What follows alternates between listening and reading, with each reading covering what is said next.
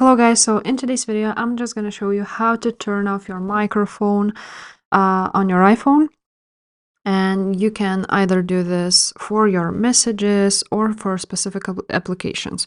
So to do this for your messages, you will have to go to your general settings on your settings. Then you're going to scroll down until you see keyboard, and here at the bottom you can see enable dictation. So when you turn this off, basically you will not see your microphone button on your messages, and that's how you turn it off.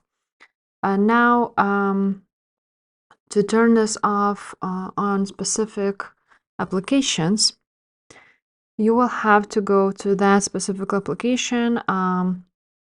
So for example, let's scroll down until we find Messenger, for example.